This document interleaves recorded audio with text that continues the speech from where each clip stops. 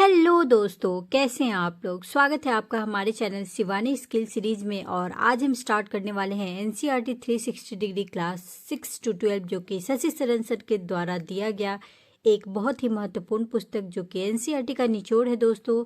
तो आज हम स्टार्ट करेंगे हिस्ट्री का, जो कि क्लास 12 का चैप्टर 2 होने वाला है। ऑलरेडी हमने चैप्टर 1 कंप्लीट कर लिया है दोस्तों। इसका पार्ट 1 और पार्ट 2 दो भाग में है। चूँकि मैं दो भाग में इसलिए लाती हूँ ताकि वीडियोस बड़े ना हो और आप लोग आसानी से डेली देख पाए दोस्तों। चलिए तो हम स्टार्ट करते हैं चैप्टर 2। तो चैप्टर का नेम है राजा, किसान और नगर, आरंभिक राज्य और अर्थव्यवस्थाएं, लगभग 600 ईसा पूर्व से 600 ईस्वी। क्वेश्चन नंबर 1 है, ऋग्वेद की रचना किस नदी के किनारे रहने वाले लोगों द्वारा की गई थी? गंगा नदी, यमुना नदी, सिंधु नदी, ब्रह्मपुत्र नदी। आंसर हो जाएगा हमारा ऑप्शन सी, सिंधु नदी। एनसीईआरटी की लाइनें हैं, हड़प्पा सभ्यता के बाद 1500 वर्षों के लंबे अंतराल में उपमहाद्वीप के विभिन्न भागों में कई प्रकार के विकास हुए। यही वह काल था जब सिंधु नदी और इसकी उपनदियों के किनारे रहने वाले लोगों द्वारा ऋग्वेद का लेखन किया गया। क्वेश्चन नंबर 2 है, दक्षिण भारत में किस प्रकार की बस्तियों के प्रमाण मिलते हैं? ए, कृषि बस्तियां, बी, व्यापारिक बस्तियां, सी, चरवाहा बस्तियां, डी, औद्योगिक बस्तियां।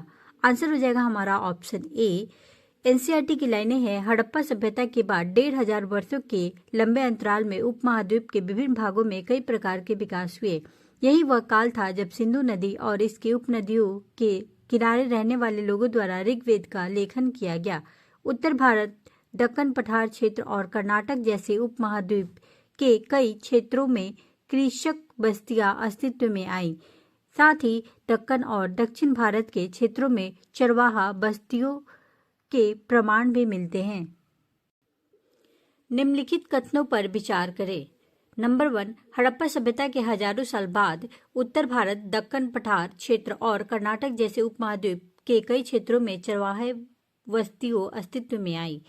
2, दक्कन और दक्षिण भारत के क्षेत्रों में भी चरवाहा बस्तियों के प्रमाण मिलते हैं। 3, इतिहासकार इस प्रकार के विकास का आकलन करने के लिए अभिलेखों, ग्रंथों, सिक्कों तथा चित्रों जैसे विभिन्न प्रकार के स्रोतों का अध्ययन करते हैं।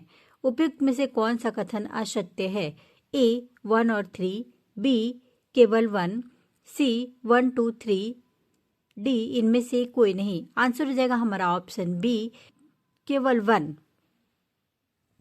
एनसीईआरटी की लाइनें हैं, हड़प्पा सभ्यता के बाद 1500 वर्षों के लंबे अंतराल में उपमहाद्वीप के विभिन्न भागों में कई प्रकार के विकास हुए। यही वह काल था जब सिंधु नदी और इसकी उपनदियों के किनारे रहने वाले लोगों द्वारा ऋग्वेद का लेखन किया गया। उत्तर भारत, दक्कन पठार क्षेत्र और कर्नाटक के उपमहाद्वीप के कई क्षेत्रों में कृषक बस्तियां अस्तित्व में आईं।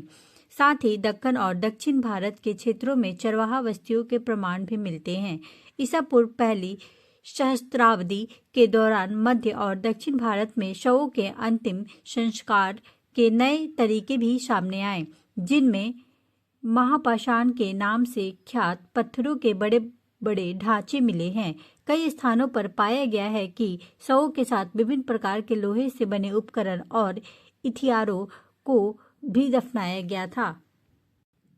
इतिहासकार इस प्रकार के विकास का आकलन करने के लिए अभिलेखों, ग्रंथों, सिक्कों तथा चित्रों जैसे विभिन्न प्रकार के स्रोतों का अध्ययन करते हैं। जैसा कि हम आगे पढ़ेंगे, यह एक जटिल प्रक्रिया है और आपको यह भी आभास होगा कि इन स्रोतों से विकास की पूरी कहानी नहीं मिल पाती है। क्वेश्चन नंबर 4 है, अभिलेखों और सिक्कों में प्रयोग ब्राह्मी और खरुष्टी लिपियों का अर्थ किसने निकाला? A, James Mill, B, James Prinsep, C, William Jones, D, इनमें से सभी। आंसर हो जाएगा हमारा option B, James Prinsep. NCERT की लाइनें हैं, भारतीय अभिलेख में विज्ञान एक उल्लेखनीय प्रगति 1830 के दशक में हुई, जब ईस्ट इंडिया कंपनी के एक अधिकारी जेम्स प्रिंसेप ने ब्राह्मी और खरुष्टी लिपियों का अर्थ निकाला। इन लिपियों का उपयोग सबसे आरंभिक अभिलेखों और सिक्कों में किया गया है। प्रिंसेप को पता चला कि अधिकांश अभिलेखों और सिक्कों पर पियदर्शी यानी मनोहर मुखाकृति वाले राजा का नाम लिखा है। कुछ अभिलेखों पर राजा का किया गया है। क्वेश्चन नंबर 5 है, निम्नलिखित में से कौन सा कथन सही है? 1. भारतीय और यूरोपीय विद्वानों ने उपमहाद्वीप के राजनीतिक इतिहास के अध्ययन के लिए केवल धार्मिक ग्रंथों का उपयोग किया। 2. 20वीं शताब्दी के प्रारंभिक दशकों तक उपमहाद्वीप के राजनीतिक इतिहास का एक सामान्य चित्र तैयार हो गया था। 3. राजनीतिक इतिहास का अध्ययन केवल आधुनिक अभिलेखों पर आधारित था। 4. विद्वानों ने राजनीतिक इतिहास का अध्ययन करने में आर्थिक विकास को पूरी तरह से अनदेखा किया। A. 1 और 2, B. केवल 2, C. 1, 2 और 3, D. इनमें से सभी। आंसर हो जाएगा हमारा ऑप्शन बी, केवल 2। एनसीईआरटी की लाइनें हैं, इस सोच से आरंभिक भारत के राजनीतिक इतिहास के अध्ययन को नई दिशा मिली, क्योंकि भारतीय और यूरोपीय विद्वानों ने उपमहाद्वीप पर शासन करने वाले प्रमुख राजवंशों की वंशावली की पुनर्रचना के लिए विभिन्न भाषाओं में लिखे अभिलेखों और ग्रंथों का उपयोग किया। परिणाम स्वरूप 20वीं सदी के आरंभिक दशकों तक उपमहाद्वीप के राजनीतिक इतिहास का एक सामान्य चित्र तैयार हो गया।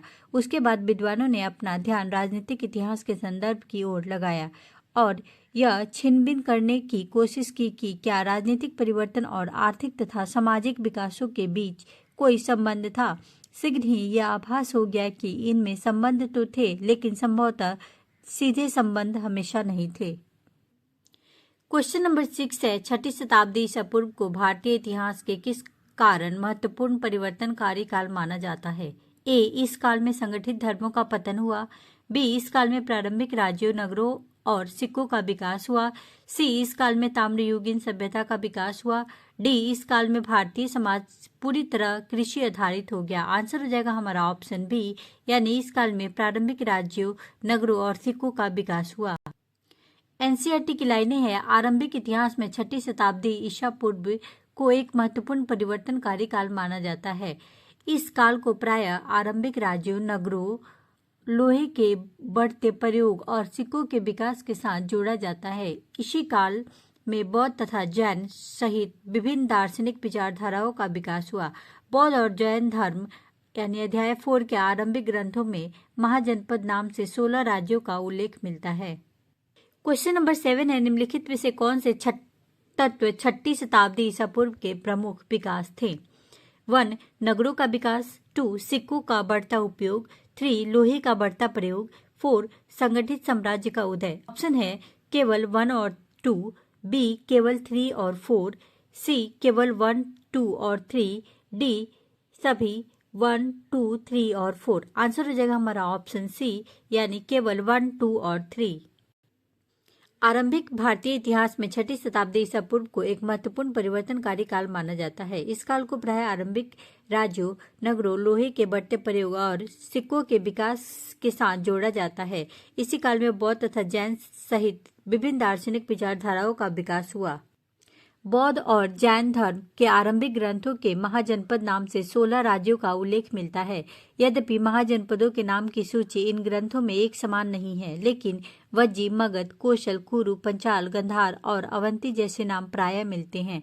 इससे यह स्पष्ट है कि उक्त महाजनपद सबसे महत्वपूर्ण महाजनपदों में गिने जाते होंगे। क्वेश्चन नंबर 8 है, वज्जी संघ की क्या विशेषता थी? A. यह एक साम्राज्य था। B. यह लोकतांत्रिक व्यवस्था थी। C. यह केवल धार्मिक क्रियाओं के लिए था। D. इसमें कोई प्रशासन प्रणाली नहीं थी। आंसर हो जाएगा हमारा ऑप्शन बी, यानी कि यह लोकतांत्रिक व्यवस्था थी।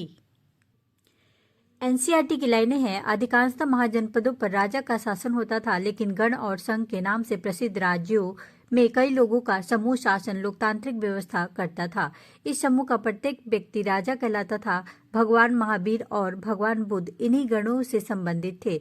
वज्जी संघ की ही भांति कुछ राज्यों में भूमि सहित अनेक आर्थिक स्रोतों पर राजागण सामूहिक नियंत्रण रखते थे। यद्यपि स्रोतों के अभाव में इन राज्यों के इतिहास पूरी तरह लिखे नहीं जा सकते, लेकिन ऐसे कई राज्य लगभग 1000 साल तक बने रहे। क्वेश्चन नंबर 9 है, 6ठी से 4ठी शताब्दी ईसा पूर्व में कौन सा महाजनपद सबसे शक्तिशाली बन गया था? कौशाम्बी, मगध, वत्स, अवंती। आंसर हो जाएगा हमारा ऑप्शन बी यानी कि मगध। एनसीईआरटी की लाइनें हैं, 6ठी से 4ठी शताब्दी ईस्वी में ईसा पूर्व में मगध आधुनिक बिहार सबसे शक्तिशाली महाजनपद बन गया। आधुनिक इतिहासकार इसके कई कारण बताते हैं।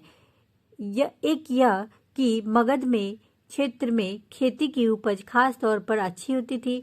दूसरे यह कि लोहे की खदानें आधुनिक झारखंड में भी आसानी से उपलब्ध थी, जिससे उपकरण और हथियार बनाना सरल होता था।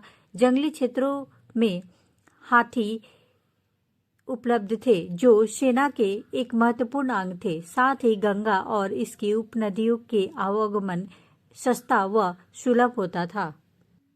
क्वेश्चन नंबर 10 है, मगध की शक्ति को बढ़ने का एक प्रमुख कारण क्या था? 1. वहां की मिट्टी उपजाऊ थी।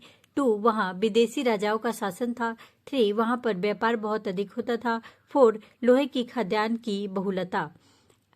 ऑप्शन ए 1 और 2, बी 1 और 4, सी 1, 2 और 3, डी इनमें से सभी। आंसर हो जाएगा हमारा ऑप्शन बी यानी 1 और 4।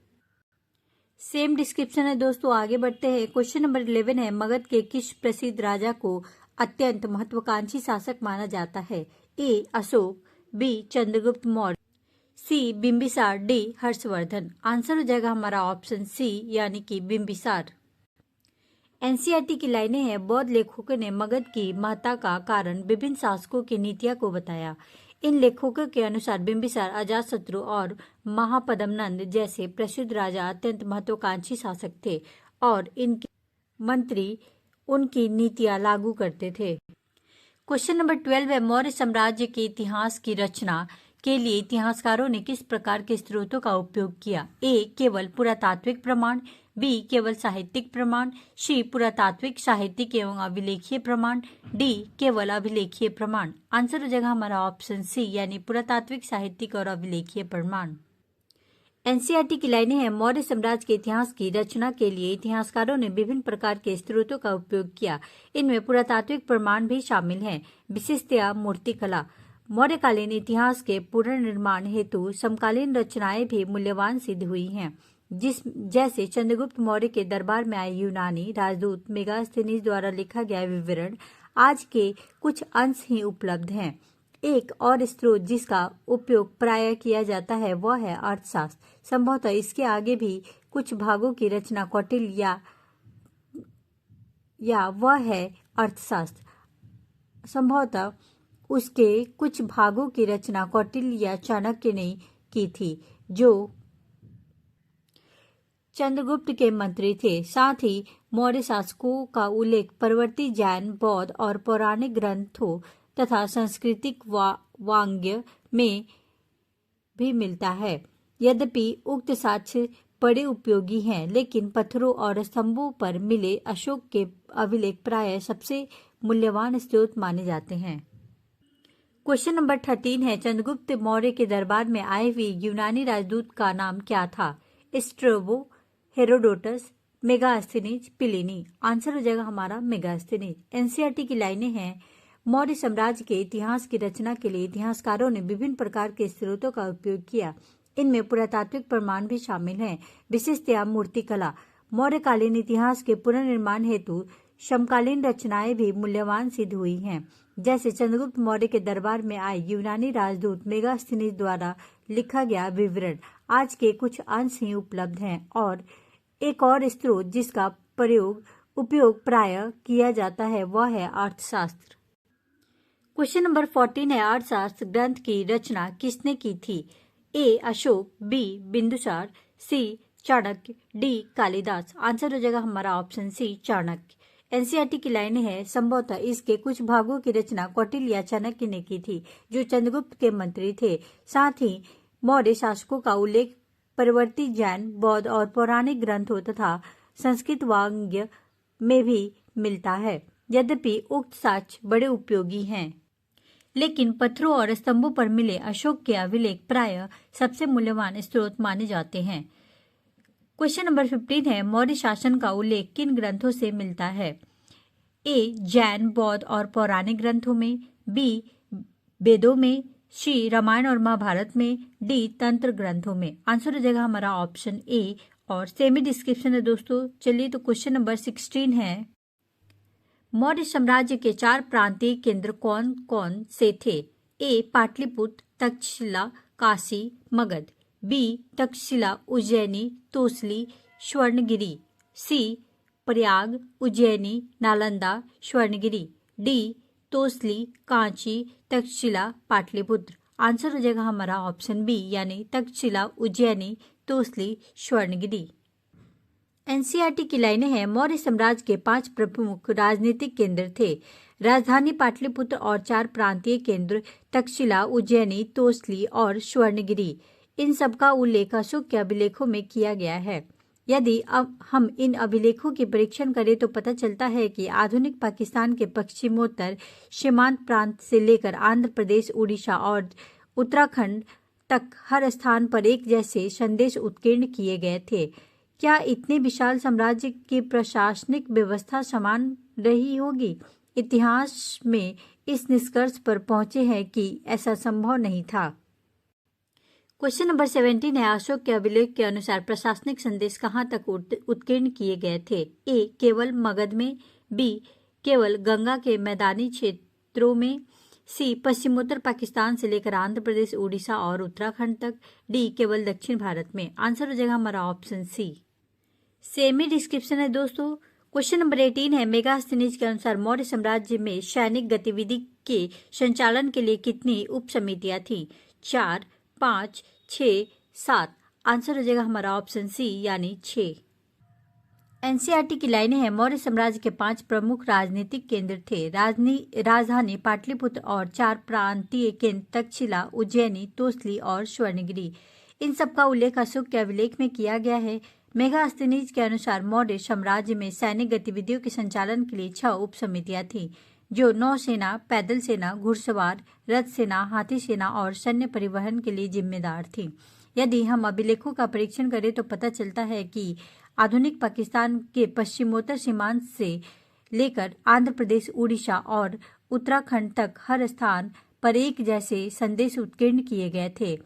क्या इतने विशाल साम्राज्य की प्रशासनिक व्यवस्था समान रही होगी? इतिहासकार अब इस निष्कर्ष पर पहुंचे हैं कि ऐसा संभव नहीं था।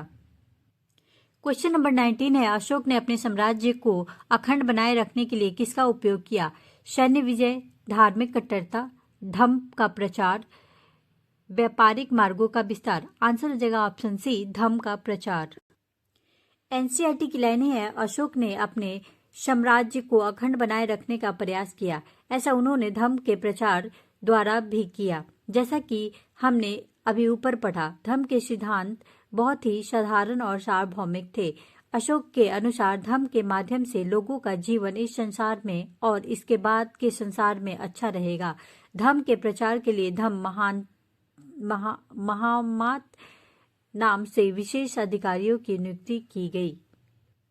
क्वेश्चन नंबर 20 है, अशोक ने धर्म प्रचार के लिए किस नाम से विशेष अधिकारी की नियुक्ति की? न्यायाधीश, महापात्र, महामात, धर्मगुरु। आंसर हो जाएगा हमारा ऑप्शन सी, महामात। सेमी डिस्क्रिप्शन है। क्वेश्चन नंबर 21 है, प्राचीन तमिल संगम ग्रंथों में किसका विवरण मिलता है? ए व्यापारिक मार्गों का, बी सरदारों और उनके स्रोतों के संकलन का, सी कृषि व्यवस्था का, डी धार्मिक अनुष्ठानों का। आंसर हो जाएगा हमारा ऑप्शन बी, सरदारों और उनके स्रोतों के संकलन का। एनसीईआरटी की लाइनें हैं, हमें इन राज्यों के बारे में विभिन्न प्रकार के स्रोतों से जानकारी मिलती है। उदाहरण के तौर पर प्राचीन तमिल संगम ग्रंथों में ऐसी कविताएं हैं जो सरदारों का विवरण देती हैं और उन्हें अपने स्रोतों का संकलन और वितरण किस प्रकार से किया। क्वेश्चन नंबर 22 है, मध्य और पश्चिम भारत में किन शासकों ने शासन किया? ए गुप्त, बी सातवाहन, सी चालुक्य, डी कदम्ब। आंसर होगा हमारा ऑप्शन बी, यानी सातवाहन। एनसीईआरटी की लाइनें हैं, कई सरदार और राजा लंबी दूरी के व्यापार द्वारा राजस्व जुटाते थे। इनमें मध्य और पश्चिम भारत के क्षेत्रों पर शासन करने वाले सातवाहन लगभग 2वीं शताब्दी ईसा पूर्व के 2वीं शताब्दी ईस्वी तक और महाद्वीप के पश्चिमोत्तर और पश्चिम में शासन करने वाले मध्य एशियाई मूल के शक शासक शामिल थे। उनके सामाजिक उद्यम के बारे में अधिक जानकारी तो नहीं है। क्वेश्चन नंबर 23 है, सातवाहन शासकों का शासनकाल किस समय अवधि में था? ए, द्वितीय शताब्दी ईस्वी पूर्व से दूसरी शताब्दी ईस्वी तक। बी, तीसरी शताब्दी ईस्वी से 5वीं शताब्दी ईस्वी तक। सी, 6ठी शताब्दी ईस्वी से 8वीं शताब्दी ईस्वी तक। डी, 8वीं शताब्दी ईस्वी से 10वीं शताब्दी ईस्वी तक। आंसर हो जाएगा हमारा ऑप्शन ए, यानी द्वितीय शताब्दी ईसा पूर्व से दूसरी शताब्दी ईस्वी तक। सेमी डिस्क्रिप्शन है दोस्तों। क्वेश्चन नंबर 24 है, उपमहाद्वीप के पश्चिमोत्तर और पश्चिम में किस एशियाई मूल के शासक शासन करते थे? ए, कुषाण। बी, शक। सी, हुन। डी, पाल। आंसर हो जाएगा हमारा ऑप्शन बी, यानी शक। एनसीईआरटी की लाइनें हैं, कई सरदार और राजा लंबी दूरी के व्यापार द्वारा राजस्व जुटाते थे।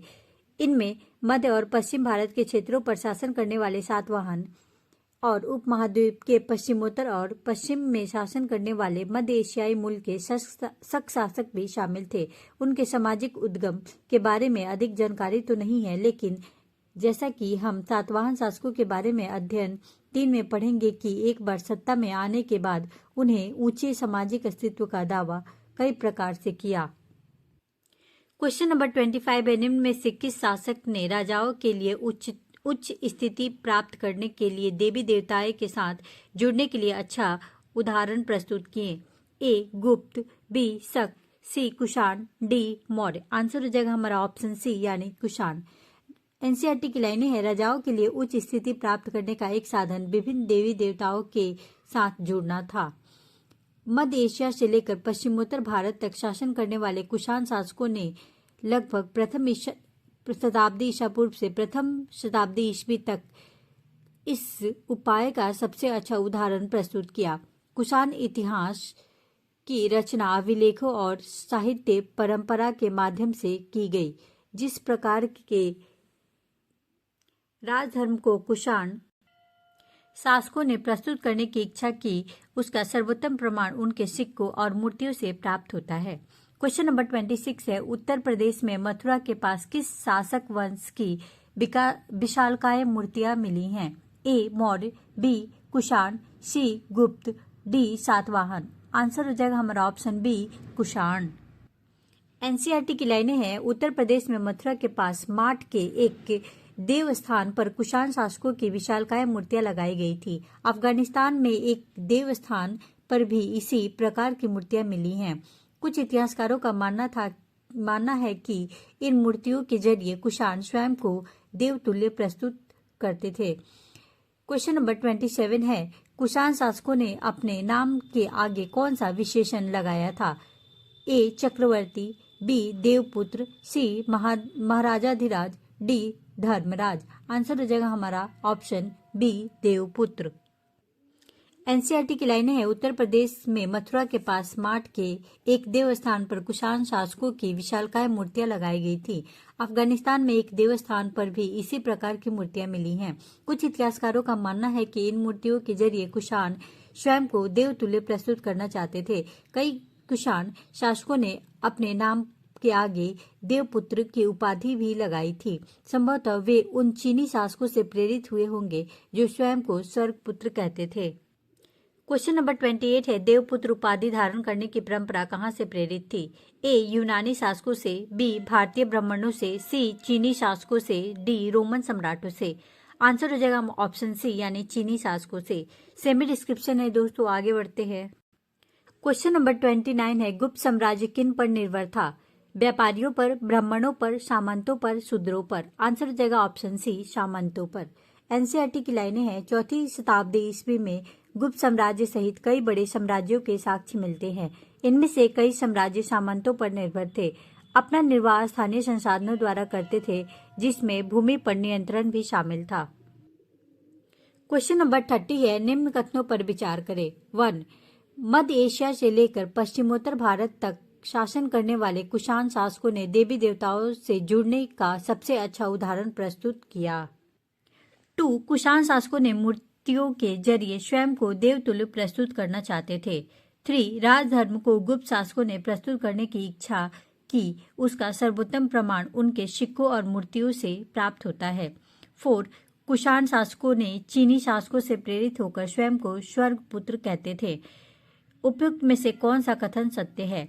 A 1 और 3, B 1, 2 और 4, C 1, 2 और 3, D इनमें से सभी। आंसर हो जाएगा हमारा ऑप्शन बी यानी 1, 2 और 4। एनसीईआरटी की लाइनें हैं, राजाओं के लिए उच्च स्थिति प्राप्त करने का एक साधन विभिन्न देवी देवताओं के साथ जुड़ना था। मध्य एशिया से लेकर पश्चिमोत्तर भारत तक शासन करने वाले कुषाण शासकों ने लगभग प्रथम शताब्दी ईस्वी पूर्व से प्रथम शताब्दी ईस्वी तक इस उपाय का सबसे अच्छा उदाहरण प्रस्तुत किया। कुषाण इतिहास की रचना अभिलेखों और साहित्य परंपरा के माध्यम से की गई है। जिस प्रकार से राजधर्म में कुषाण शासकों ने प्रस्तुत करने की इच्छा की, उसका सर्वोत्तम प्रमाण उसके सिक्कों और मूर्तियों से प्राप्त होता है। उत्तर प्रदेश में मथुरा के पास माट के एक देवस्थान पर कुषाण शासकों की विशालकाय मूर्तियां लगाई गई है। अफगानिस्तान के एक देवस्थान पर भी इसी प्रकार की मूर्तियां मिली हैं। कुछ इतिहासकार का मानना था कि इन मूर्तियों के जरिए कुषाण स्वयं को देवतुल्य प्रस्तुत करना चाहते थे। कई कुषाण शासकों ने अपने नाम के आगे देवपुत्र की उपाधि भी लगाई थी। संभवतः वे उन चीनी शासकों से प्रेरित हुए होंगे जो स्वयं को स्वर्गपुत्र कहते थे। क्वेश्चन नंबर 31 है, इलाहाबाद स्तंभ अभिलेख के नाम से प्रसिद्ध प्रयाग प्रशस्ति की रचना किसने की थी? हरिसेन, समुद्रगुप्त, रविकीर्ति, चंद्रगुप्त। आंसर हो जाएगा हमारा ऑप्शन ए हरिसेन। एनसीईआरटी की लाइनें हैं, इलाहाबाद स्तंभ लेख के नाम से प्रसिद्ध प्रयाग प्रशस्ति की रचना हरिसेन, जो स्वयं गुप्त सम्राटों के संभवतः सबसे शक्तिशाली सम्राट समुद्रगुप्त के राजकवि थे, ने संस्कृत में की थी। क्वेश्चन नंबर 32 है, राजाओं के बारे में जनता के विचारों को जानने के लिए इतिहासकारों ने किस स्रोतों का अध्ययन किया? ए अभिलेख, बी सिक्के, सी मौखिक किस्से कहानियां, डी शिलालेख। आंसर हो जाएगा ऑप्शन सी मौखिक किस्से कहानियां।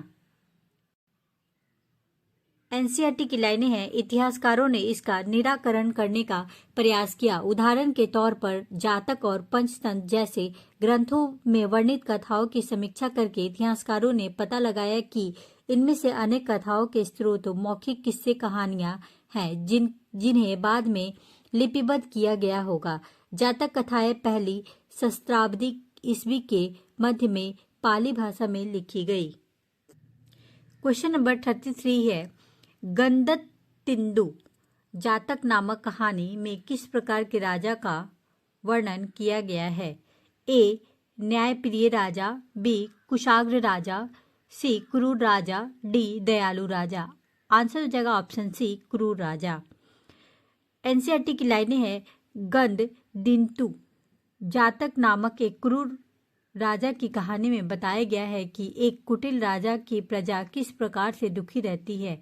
इन लोगों में वृद्ध महिलाएं, पुरुष, किसान, पशुपालक, ग्रामीण बालक और यहाँ तक कि जानवर भी शामिल हैं। क्वेश्चन नंबर 34 है, गंदटुंड जातक कथा के अनुसार प्रजा ने राजा के अत्याचारों से बचने के लिए क्या किया?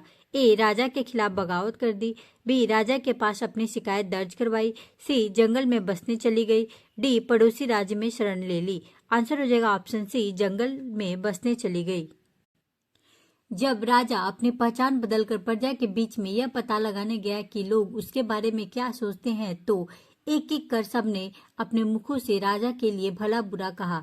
उसकी शिकायत थी कि रात में डकैत उन पर हमला करते हैं, तो दिन भर में कर इकट्ठा करने वाले अधिकारी। ऐसी परिस्थिति से बचने के लिए लोग अपने अपने गांव छोड़कर जंगल में बस गए। क्वेश्चन नंबर 35 है, राजा और प्रजा के बीच तनाव का मुख्य कारण क्या था? ए राजा द्वारा अधिक करों की मांग करना, बी राजा की उदार नीतियां, सी राजा का अयोग्य प्रशासन, डी राजा द्वारा व्यापार पर प्रतिबंध लगाना। आंसर जगह ऑप्शन ए राजा द्वारा अधिक करों की मांग करना। एनसीईआरटी की लाइनें हैं, जैसा कि इस कथा से पता चलता है कि राजा और प्रजा, विशेषकर ग्रामीण प्रजा के बीच संबंध तनावपूर्ण रहते थे, क्योंकि शासक अपने राजकोष को भरने के लिए बड़े बड़े कर की मांग करते थे, जिससे किसान खास तौर पर त्रस्त रहते थे।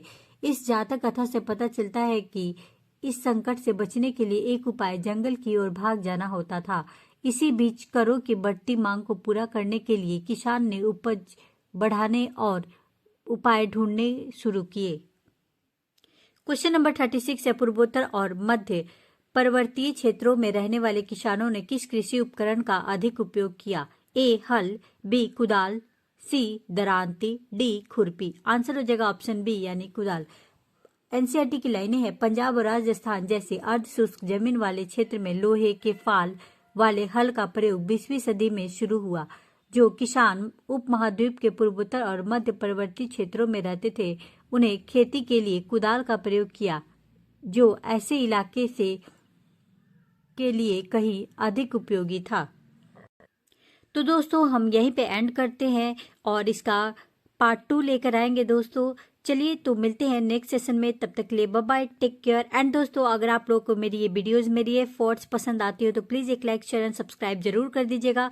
और दोस्तों मैं भी एक स्टूडेंट ही हूँ, अगर आप लोग मुझे कुछ सजेस्ट करना चाहते हो तो प्लीज़ मुझे सजेस्ट करके बताइएगा कि मैं इस चीज़ का वीडियोज़ लेके आऊँ, तो मैं ज़रूर लेकर आऊँगी दोस्तों। तो मिलते हैं नेक्स्ट सेशन में, बाय।